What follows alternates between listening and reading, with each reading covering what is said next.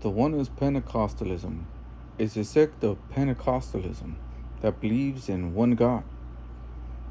This God is Jesus, who in turn sometimes presents himself as to be the Father and Spirit.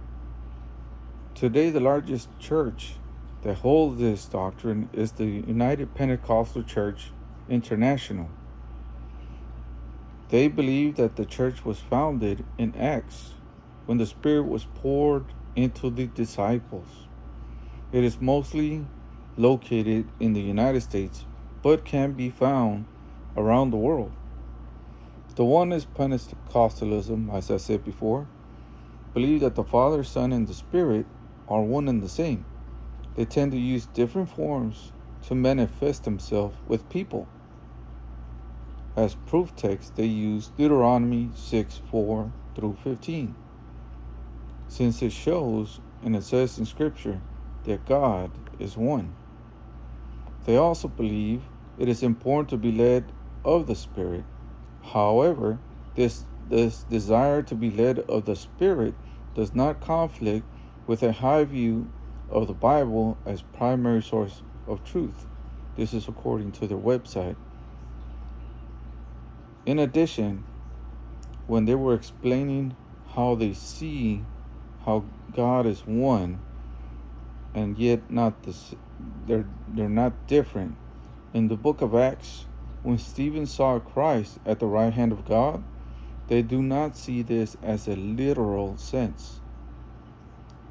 Otherwise, they say, why did Stephen not pray for both, since both of them are God? The UPCI, which stands for United Pentecostal Church International, sees it as a figurative language that God represents. In when Stephen saw him, this represents as a place of power. They come to this conclusion by using Exodus 15:6. Now,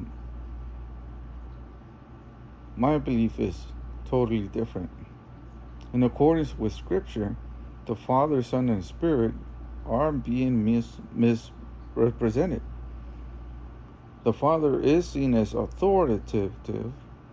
The Son is seen as God who came in incarnated.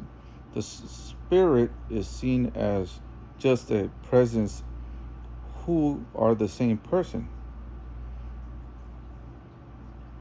This draws conflict with the New Testament. In accordance with Matthew chapter 3 verse 17, when all are present, the Father speaks as an individual, the Spirit is seen like a dove, and Jesus is at the center being confirmed as to who he is. It doesn't say anything about being figurative, but literally the Father says, "This is my beloved Son." Now, another way of seeing this is the Father also leads people towards Christ. How can that be? In Matthew chapter 16 verse 17, Jesus declares where the Father is also located at, and he is in heaven. To me, there is no other form of proof. Well, it does show that Jesus does declare to be individual from the Father and also of the Spirit.